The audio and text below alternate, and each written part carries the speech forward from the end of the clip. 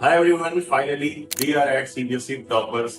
वो मैं उनके घर पे आ चुका हूँ और ये हॉट सीट वेट कर रही है टॉपर का। पता है ये टॉपर इतना अलग क्यों है? क्योंकि तुम सोचते होगे कि यार सारे टॉपर्स दिन भर बस किताब में घुसे होते हैं। बिल्कुल भी नहीं। ये बंदा लिटरली अमिताभ बच्चन जी के साथ हॉट सीट पर बैठा हुआ था इन केबीसी 2021 में। ये क्लिप दिखाता हूँ मैं। सर हम दोनों अब ब्रदर्स बन जाते हैं। हम दोनों की जैकेट पे बिल्कुल ट्विंस हैं। आप और मेरे ना। यस हाँ, सर। पर मैं आपके साथ झगड़ा नहीं करूंगा। सर आप तो बिल्कुल डैशिंग लग रहे हो। आप एकदम taxi.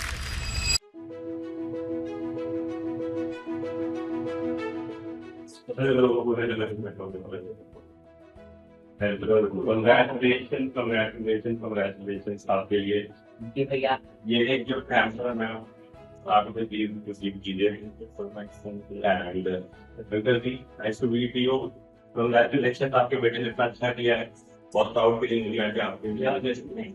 Sir proud but for all of us. हाँ जी, बैठे बैठे आप बैठे प्लीज बैठे। मैं जानना चाहूंगा, अभी इससे तो हम पूरा क्लास लेंगे, पूरी बातचीत करेंगे। पेरेंट्स से मैं जानना चाहूंगा क्या अप्रोच रही, किस तरह से इसने किया कि जो बाकी लोगों के लिए इम्पॉसिबल है, ही मेड इट पॉसिबल। इसमें मैं देखूँ तो जो कंट्रीब्यूशन रहा वो इनकी मदर का 200% है, क्योंकि हम तो सुबह ऑफिस के लिए निकल गए और रात में लेट आवर्स में यहाँ होते हैं, तो थोड़ा बहुत बातचीत हो पाता है पढ़ाई के बारे में, लेकिन also she is there for whole the day. बिल्कुल, हैट्स ऑफ हैट्स ऑफ। तो ये पूरा इनके साथ किस तरीके से करना है, क्या पढ़ना है, कहाँ तैयारी की है, कहाँ लेक्चर करती है। अच्छा, and she is also dance teacher. Morning में ये अपने स्टूडेंट्स में अपना टाइम कंट्रीब्यूट करती हूँ। Amazing ma'am, amazing. आपने बहुत ही सही तरीके से गाइड किया। और आप बताइए और किस तरह से आपने गाइड किया? मतलब बहुत सारे पेरेंट्स भी देखते हैं कि पेरेंट्स को क्या इम्प्रूव करना चाहिए, कैसे बच्चों को बहुत फोर्स करना है, आप किस तरह से। क्या होता है ना, बच्चा क्या होता है, डिमोटिवेट बहुत जल्दी हो जाता है। कम मार्क्स आते हैं एकदम बच्चा डाउन फील करता है, तो उसको तभी मोटिवेशन की जरूरत होती है और फैमिली की जरूरत होती है। कोई बात नहीं, हो जाए, प्रैक्टिस करो प्रैक्टिस करो। ये सबसे ट्रस्ट आप बच्चे पे रखिए, कोई प्रेशर नहीं डालिए। कोई बात नहीं, 93 आ रहे हैं, 92 आ रहे हैं, कोई बात नहीं। हम जहाँ प्रेशर डालेंगे बच्चा वहीं लैग करना शुरू करता है। बिल्कुल। तो फर्स्ट में मैंने इसको बस यही बोला, कोई प्रेशर नहीं है तुम पे, बस कंसिस्टेंसी रखनी है, रोज पढ़ना। चाहे आप दिन में 1 घंटा पढ़ो, लेकिन रोज पढ़ो। बस ये एक मंत्रा था जो हमने अप्लाई किया बस। तो आप ऐसा बता रहे हो, आप ट्रैक करते रहते हो कि सोशल मीडिया पे क्या करते हैं, यूट्यूब पे क्या करते हैं। आपको तो पता है यूट्यूब पे मैं इसको कैसे मिला, मेरा चैनल कैसे मिला। चाहे इसका जो बड़ा ब्रदर है वो आपको फॉलो करता था अपने 10th में, सब तो उसका 98.8 आया, उसका उसका है, तो वो आपको फॉलो कर, उसको ही इसने फॉलो किया कि भाई यार इसको फॉलो करते हैं। ओके, तो उससे कंटिन्यू हुआ वो, तो आज वो आईआईटी में है। अमेजिंग। कौन से आईटी? वो बीएचयू में है, बनारस। मतलब आईआईटी बीएचयू में। अमेजिंग यार, मतलब आप तो देखो वो एक बार बेंचमार्क से करूंगा कि आप आईआईटी बेंच में पहुंच के तो आपको भी आईआईटी क्रैक करना है। Amazing, thank you so much आपके टाइम के लिए। Now we will continue the film. Thank you. तो यार जीरो से हीरो वाली कहानी जानना चाहूंगा मैं। जैसे कि आज सब जीरो पे शुरू कर रहे हैं, जो भी क्लास 10 में न्यू स्टूडेंट्स आए हैं। तो आप जो क्लास 10 में नए आए थे तो क्या फीलिंग थी? जैसे कई लोग बोलते थे कि 10 के बोर्ड एग्जाम आ रहे हैं, एनसीईआरटी के साथ है, ये समझो वो समझो ये करो वो करो। क्या फीलिंग था, कैसे क्या? बहुत ज्यादा इंटरेस्टिंग फीलिंग थी, क्योंकि बचपन से ये बोलते आते हैं पेरेंट्स, क्लास 10 के बोर्ड एग्जाम है, क्लास 10 के बोर्ड एग्जाम है। तो बट बहुत अंदर से बटरफ्लाई सिस्टम में कि वाह क्लास 10 आ गई। और उसी के साथ साथ अभी पिछले साल ही क्लास 10 का टॉपर जो था उसने 100% मार्क्स स्कोर किए थे। तो एक अलग सा जुनून था, पैशन था कि मुझे भी 100% मार्क्स स्कोर करने हैं। और बहुत ज्यादा ही कंफ्यूजन भी थी कि क्या करना है, कैसे करना है। तो उस समय आपका चैनल ने काफी गाइड किया मुझे कि कैसे क्या करना है, और बहुत ही स्ट्रक्चर्ड अप्रोच प्रोवाइड की, जिसकी वजह से मैं 99% लेके आ सका। नहीं अमेजिंग यार, ये हमारी खुशी के लिए बोल रहा है, मतलब मेहनत पूरी इसकी है यार। गाइडेंस हम सब प्रोवाइड करते हैं, हम सब बस हेल्प कर सकते हैं। But the way you have been, आप कितना कंसिस्टेंट रहे डे वन से, किस तरह से स्टार्ट किया और एंड तक पूरा जानना चाहूंगा। तो डे वन पे क्या अप्रोच की? खासकर वो एनसीईआरटी बुक्स जानना चाहता हूँ, क्योंकि जैसे एनसीईआरटी बुक्स बच्चों के पास आती नहीं, उन्हें समझ नहीं आता कि ये एनसीईआरटी भी बहुत कंसाइज होती है, बहुत कम पेजेस में बहुत ज्यादा बातें कही जाती है। तो वो कैसे कंटेंट को आप एनसीईआरटी का ब्रेकआउट कैसे समझते थे? एनसीईआरटी बहुत मोटी बुक है और बहुत ही कंफ्यूजन आपको पढ़ते हुए होता है। तो एनसीईआरटी मैं जो करूंगा, एनसीईआरटी सबसे पहले तो है आपकी श्रीमद् भगवत गीता, उसी से पूरा पेपर बनता रहेगा। तो आपको मैं जो करता था कि मैं एक हाईलाइटर लेके करता था, और मैं जो भी इंपॉर्टेंट पॉइंट्स थे for objective not for subjective, मैं ऑब्जेक्टिव सारे हाईलाइट कर देता था। सब्जेक्टिव हाईलाइट तो पूरी बुक हाईलाइट कर दी। तो ऑब्जेक्टिव हाईलाइट करने के साथ जो बोर्ड रखा है एनसीईआरटी में, उसी को तोड़ के मैं साइड में एनसीईआरटी की जगह दे रखी है उधर लिख लेता था। और ऐसे ही मैं एक चैप्टर को कम से कम 2 से 3 बार रीड करता था। पहली बार मैं हाईलाइट करता था, दूसरी बार में जैसे कि इंग्लिश में प्रॉपर नाउन्स है, उन प्रॉपर नाउन्स को एक बार एक बॉक्स में कर लेता था, और तीसरी बार में जो अच्छे वोकैबुलरी वर्ड्स हैं जैसे कि एक्सटैटिक हो गया और एक सॉलिटरी बस जर्नी हो गया, ऐसे करते करते उन सबको गैदर कर लेता था। ऐसे एसएसटी के कीवर्ड्स और साइंटिफिक कीवर्ड्स को गैदर करता था। इससे बहुत ही अच्छे से आपकी एनसीईआरटी एकदम आपके खून में लौटती है, और उसके साथ साथ आपके जो कीवर्ड्स हैं वो आपको एकदम याद रहते हैं। अमेजिंग। मतलब अगर मैं स्टूडेंट समझाना चाहूँ तो वो क्या कर सकते हैं, एनसीईआरटी को अपनी पूरी या तो हाईलाइटर ले लें, पेन ले लें, पेंसिल ले लें, और पूरी मतलब मार्क कर लें कि जो जो कीवर्ड्स हैं, जो इंपॉर्टेंट चीजें हैं, साइड में जगह होती है वहां पर लिख लें, क्वेश्चन से आ सकते हैं। तो जैसा आपने बताया साइंस में कर सकते हैं, सोशल साइंस में ऑब्वियसली 3 पॉइंट 5 पॉइंट कर लें, एंड इंग्लिश में क्या कर सकते हैं, कीवर्ड्स वगैरह जो डिफिकल्ट होते हैं उनको मार्क कर सकते हैं, और प्रॉपर नाउन्स का हाईलाइट कर सकते proper marks. And other than this NCERT हमारी शुरू में आ गई। उसके बाद एनसीईआरटी के बाद हमारा तो सिलेबस शुरू होता है अप्रैल में, फिर उसके बाद पीरियोडिक टेस्ट 1 होते हैं। तो पीरियोडिक टेस्ट 1 में कैसे बच्चे पीरियोडिक टेस्ट 1 को अप्रोच करें, क्योंकि नया नया चैप्टर है सारा का सारा और सारे सिलेबस पढ़ने हैं, तो किस तरह से शुरू के चैप्टर पढ़ने चाहिए जिससे एक फाउंडेशन को स्ट्रॉन्ग हो। जैसे देखिए साइंस में पहले चैप्टर आते हैं केमिकल रिएक्शन इक्वेशन, और फिजिक्स में लाइट से होता है। तो लाइट और केमिकल रिएक्शन एंड इक्वेशन आपका बहुत ज्यादा 9 से रिलेटेड होता है, क्योंकि लाइट चैप्टर 8 में भी आता है, और केमिकल रिएक्शन आपके 9 के लास्ट चैप्टर से रिलेटेड होता है। तो आपको केमिकल रिएक्शन एंड इक्वेशन में स्टार्टिंग में पूरा का पूरा झटका देने का प्रोवाइड करेंगे। तो आपको उसकी एक एक एक्टिविटी, एक एक चीज सब कुछ पढ़ लेना है, और एक्टिविटीज का आपको एक रिकॉर्ड रखना है कि एक्टिविटीज से काफी क्वेश्चन बनते हैं। मेरे लिए बोर्ड एग्जाम में एक्टिविटीज से डायरेक्ट 4 मार्कर और 5 मार्क लगाया था केमिस्ट्री में। तो एक्टिविटीज को आप ध्यान में रखें। एसएसटी में स्टार्टिंग में आपको बहुत पसंद लगेगा, क्योंकि स्टार्टिंग में बहुत हेवी चैप्टर आ जाते हैं, starting with rise of nationalism and humour. उससे आपको डरना नहीं है, क्योंकि एसएसटी में आपको स्टार्टिंग में लगेगा कि बहुत ज्यादा चैप्टर है, लेकिन जैसे जैसे आप आगे बढ़ते जाएंगे और बार बार उन्हीं चैप्टर्स को PT1 में, PT2 में, हाफ ईयरली में ऐसे ऐसे करते जाएंगे, तो आपको चैप्टर अपने आप ही याद हो जाएगा। और प्री कोर्स तक आते आते आपको ऐसा लगेगा कि ये चैप्टर ऑलरेडी बहुत ही अच्छे से है। बहुत बढ़िया। अब कई लोग के समर वेकेशन स्टार्ट होने वाले होंगे, तो समर वेकेशन में आपने क्या करता है, फुल मस्ती करी, मजे किए या पढ़ाई करी, कैसे किया? समर वेकेशन बहुत ही क्रूशियल टाइम होता है। समर वेकेशन में काफी बच्चे भटक जाते हैं, वो पूरी मस्ती करना शुरू कर देते हैं कि अभी तो पूरा साल पढ़, लेकिन ऐसा नहीं होता, क्योंकि पूरा साल आपको आपके 9th नहीं है या 8th नहीं है जहाँ आपको एनसीईआरटी पढ़ने हो जाएगा। ये सीबीएसई बोर्ड एग्जाम है जिसमें 50% कॉम्पिटेंसी बेस्ड क्वेश्चन जाते हैं।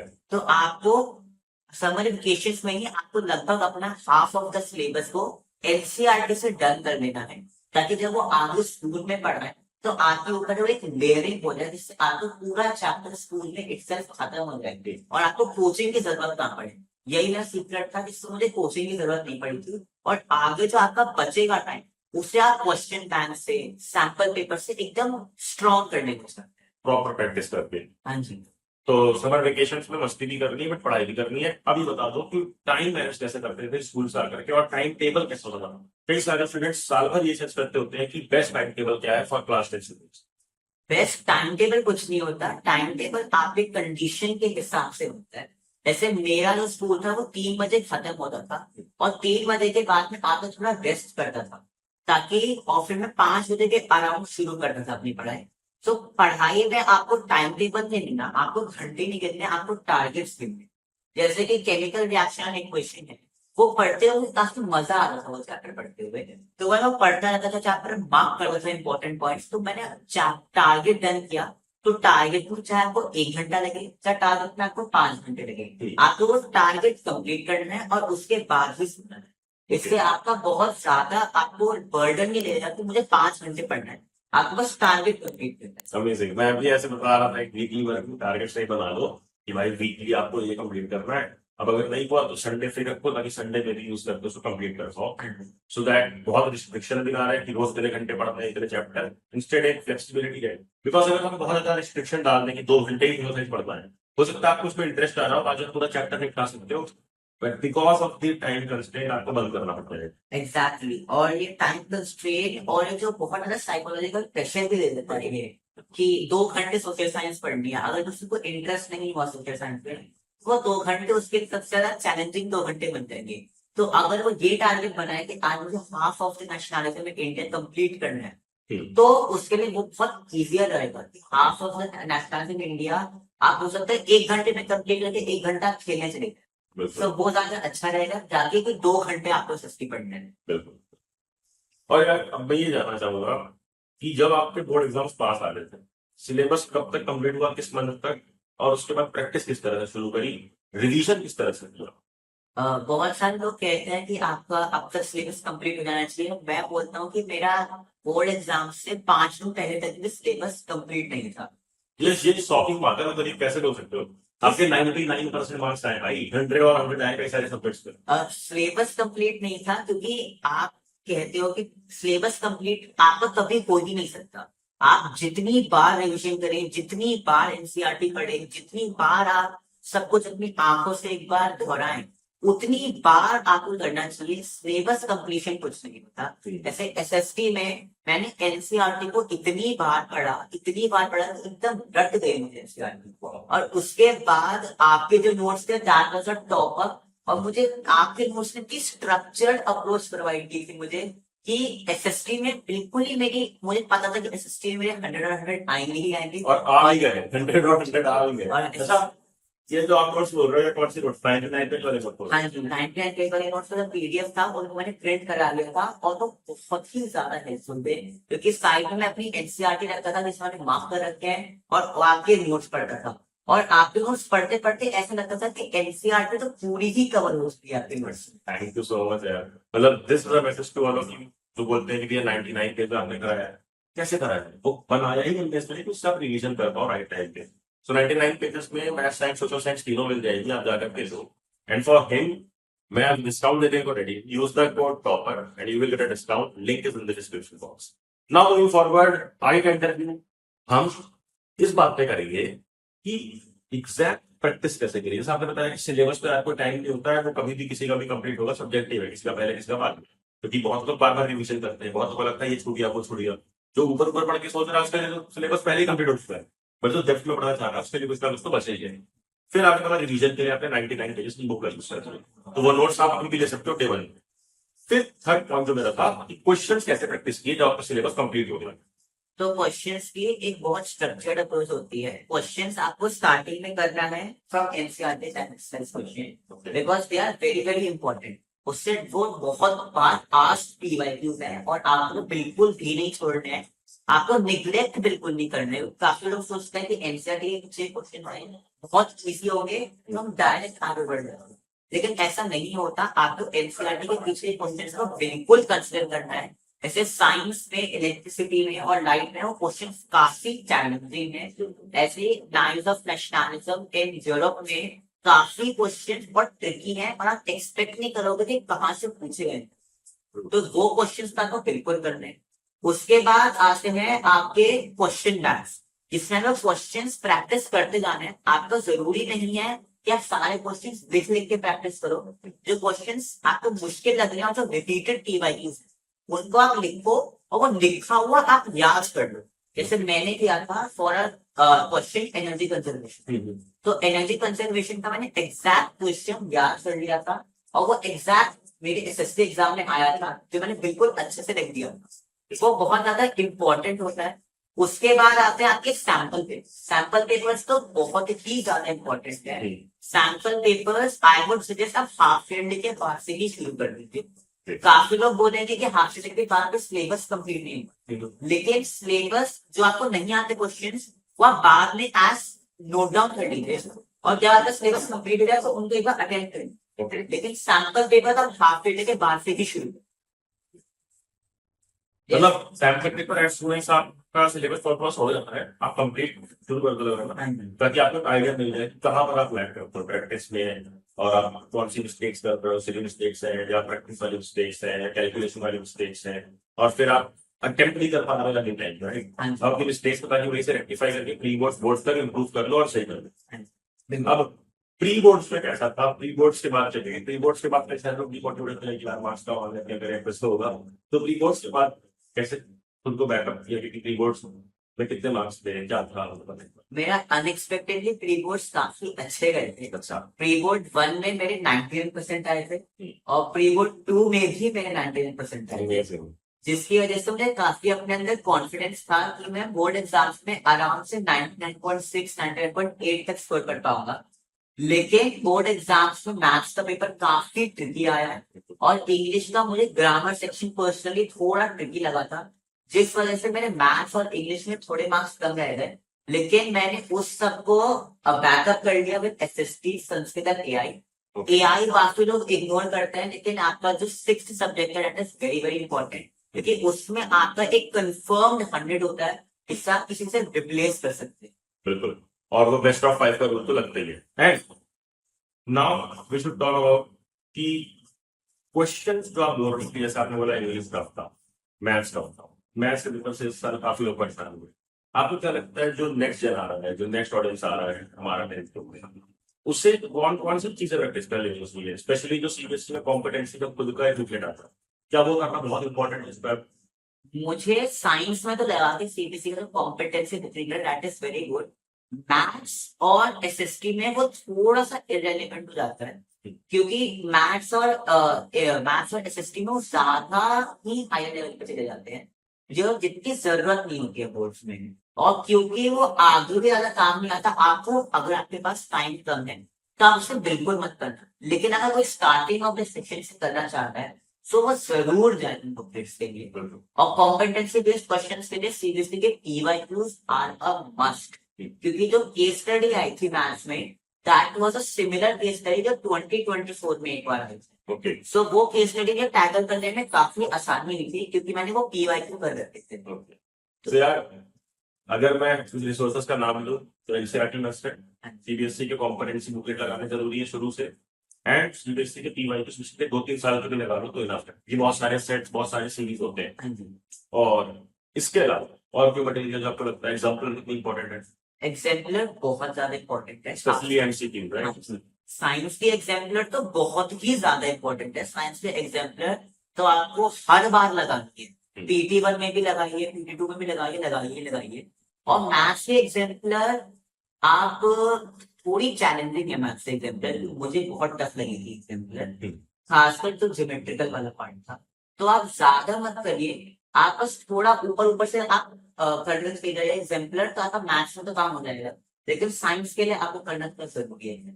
ओके, अब हम पढ़ाई की तो बहुत सारी बातें कर चुके हैं, एकेडमिक्स बहुत सारी चीजें होती है, साथ में एक नॉन एकेडमिक लाइफ चलती है स्टूडेंट, उसमें आपने क्या फेस किया, क्या है पूरा कर था, किस तरह की ट्रेनिंग थी?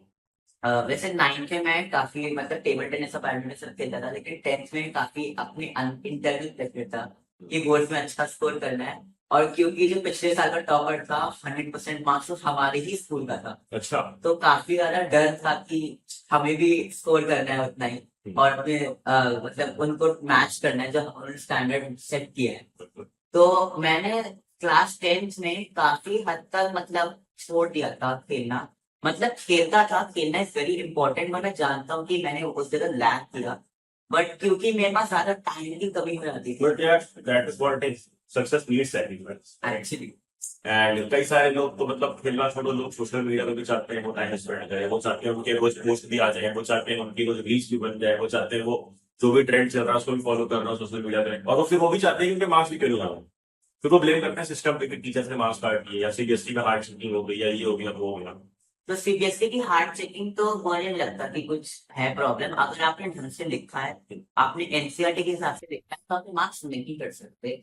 आपको जितनी ज्यादा होगी उतनी ज्यादा प्रैक्टिस करनी है, और प्रैक्टिस ही करते जाना है, करते जाइए। प्रैक्टिस कभी कम नहीं होनी चाहिए, आप जितनी प्रैक्टिस करें उतनी कम है।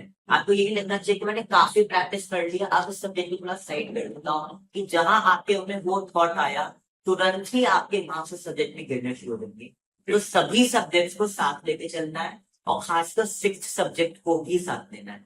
अच्छा, अब जैसा आपने बोला कि लिखना बहुत इंपॉर्टेंट है, उस हिसाब से कि एग्जाम का इंटरेस्ट रहे, उस हिसाब से सीबीएसई हार्ड सेकिंग करे तो भी मार्क्स ना काट पाए। तो क्या लगता है क्या इंपॉर्टेंट प्रेजेंटेशन में हैंड राइटिंग या स्ट्रक्चर लिखना, किस फ्लो में लिखना चाहिए, और पेपर कैसे अटेंड किया था, सेक्शन के फ्लो में, सीरियल वाइज, या फिर अपने हिसाब से? हैंड राइटिंग तो काफी लोगों की डिफर करती है, तो हैंड राइटिंग में तो ज्यादा आप कुछ कर नहीं सकते, जितनी इम्प्रूव हो सके उतना अच्छा है। आपको स्ट्रक्चर बहुत अच्छा रखना है पेपर का, एकदम लेफ्ट का लाइन रखना है और बहुत ही ब्यूटिफाइन करना है हमारा आंसर के बाद, एक दो लाइन छोड़नी है फिर उसके बाद, और सब्जेक्टिव के बाद आपको अच्छे से छोड़ना है ताकि वो क्लीन लगे आंसर की। एक्स्ट्रा शीट लेने में झिझकिए मत कि नहीं मैंने एक्स्ट्रा शीट नहीं लेनी है, मुझे इसी में कन्वर्ट करना है पूरा पेपर, नहीं, आप एक्स्ट्रा शीट लिख सकते हैं। और एसएसटी और साइंस में मुझे पर्सनली लगता है कि जो बहुत ही ज्यादा मेरे लिए स्ट्रैटेजी प्लान करी कि एसएसटी और साइंस की मैं एग्जैक्ट लाइन कर दिया था। ओके, मैं जानती हूँ क्योंकि ये बहुत ज्यादा ऑर्थोडॉक्स थिंकिंग है कि रटना पड़ता है, हाँ रटना पड़ता है एसएसटी में, और आप अगर एग्जैक्ट लाइनें यूज करेंगे, जैसे मैंने rise of nationalism in Europe and nationalism in India, इन दोनों के नोट्स बनाए थे खुद से और आपके नोट्स यूज किए थे, तो दोनों में एनसीईआरटी की काफी लाइनें यूज हुई थी और उन लाइनों से मैंने इतनी बार पढ़ा था कि मेरे मन में आ गई थी। आपको बैठ के रटना नहीं, आप जितनी बार रीडिंग करते रहेंगे आपको लाइनें अपने आप खुद रिमेम्बर हो जाएंगी और आपको एग्जाम में अपने आप वो एग्जैक्ट लाइनें दिखेंगी, जिस वजह से एग्जाम में देखते ही इंप्रेस होता। अमेजिंग यार। एंड आई वांट बहुत सारे लोग और इंस्पायर हैं, जैसे आप किसी न किसी से इंस्पायर हुए, वैसे आपसे बहुत सारे लोग इंस्पायर होकर के आगे भी बहुत अच्छे मार्क्स लाए, जो भी आने वाले स्टूडेंट्स हमारे रहने वाले हैं। कोई मैसेज उनके लिए? कि आप हार्ड वर्क करते रहिए और अक्षय विद्या को फॉलो करते रहिए, मैं गारंटी देता हूँ कि आपके बिल्कुल ही 99 प्लस मार्क्स आएंगे ही आएंगे। किसी भी सब्जेक्ट को निग्लेक्ट मत किए, सारे सब्जेक्ट्स को साथ लेकर चलिए। Thank you so much for your time and I wish all the very best. इसी तरह से आगे बढ़ते रहो एंड आई वांट कि तो अपनी जो पार्टी कंटिन्यू रख देते हैं, हमारे टाइम को जैसे तुम्हें रोकनी पड़ी, वो पार्टी कंटिन्यू करो। एंड जाते जाते तुम्हें भी बोलूंगा यार कि सही पे मेहनत करोगे ना, थोड़ा सेक्रीफाइस करोगे ना, तो हो जाएगा। तुम्हारे सामने एक रियल लाइफ एग्जाम्पल है, डे 1 से लगे रहना है, कंसिस्टेंट रहना है, थोड़े बहुत सेक्रीफाइस करना शुरू कर दो आज से ही, तभी तुम एक 10th में अच्छा मार्क्स लेके अपने खुद के लिए एक पर्सनल बेंचमार्क सेट करके लाइफ में आगे और अच्छा करोगे। तो अब करना क्या है, नोटिफिकेशन दबाओ कि आने वाले वीडियो मिलता हूँ एंड जा पढ़िए।